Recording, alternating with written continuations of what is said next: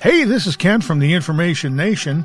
I was just kind of wondering, have we been over-trashing Obama? I mean, have we really been hammering on the guy a little bit too much? Well, according to Colonel Robert F. Cunningham and Patrick Reisner from the Gilmer Mirror, this was published in the Gilmer Mirror, quit trashing Obama. You know, he's got a lot of accomplishments. People don't realize what his accomplishments are, so they put up a list of his accomplishments.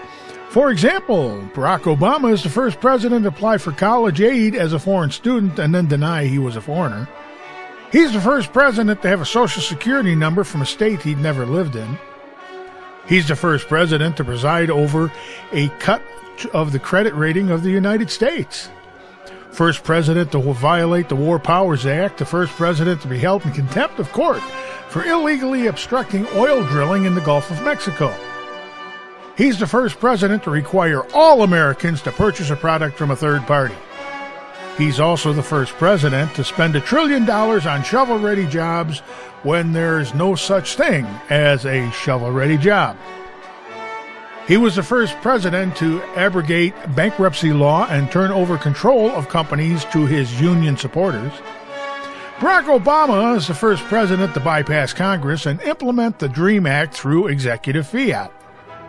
He was the first president to order a secret amnesty program that stopped the deportation of illegal immigrants across the U.S., including those with criminal convictions. First president to demand the company hand over $20 billion to one of his political appointees. He's the first president to tell a CEO of a major corporation, Chrysler, to resign.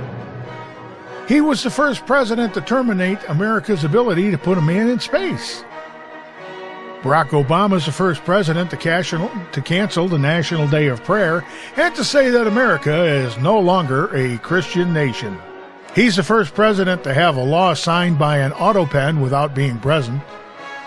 He's the first president to arbitrarily declare that an existing law is unconstitutional and refuse to enforce it.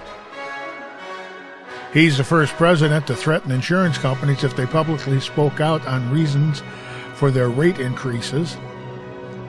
He's the first president to tell a major manufacturing company in which state it is allowed to locate a factory. Barack Obama is the first president to file lawsuits against states he swore an oath to protect: Arizona, Wisconsin, Ohio, and Indiana. He's the first president to withdraw an existing coal permit that had been properly issued years ago. He's the first president to actively try to bankrupt an American industry, coal. He's the first president to fire an inspector general of AmeriCorps for catching one of his friends in a corruption case. He's the first president to appoint 45 czars to replace elected officials in his office. He's the first president to surround himself with radical left-wing anarchists. And he's the first president to golf more than 150 separate times in his 5 years in office. He's the first president to hide his birth, medical, educational, and travel records. He's the first president to win the Nobel Peace Prize for doing nothing to earn it. He's the first president to go on multiple global apology tours and concurrent Insult Our Friends tours. The first president to go on over 17 lavish vacations, in addition to date nights and Wednesday evening White House parties for his friends, paid for by the taxpayers. He's the first president to have personal servants, taxpayer-funded, for his wife. He's the first president to keep a dog trainer on retainer for $102,000 a year at taxpayers' expense. He's the first president to fly in a personal trainer from Chicago at least once a week at taxpayers' expense. He's the first president to repeat the Holy Quran and tell us early morning call of the Azan, Islamic call to worship, is the most beautiful sound in the world. He's the first president to side with a foreign nation over one of America's 50 states, Mexico versus Arizona. He's the first president to tell the military men and women they should pay for their own private insurance because, hey, they volunteered to go to war and knew the consequences.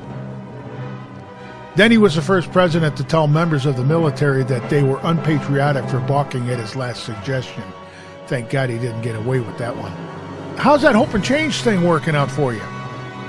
It absolutely boggles the mind to try and comprehend all this guy has gotten away with. Any other president would have been impeached.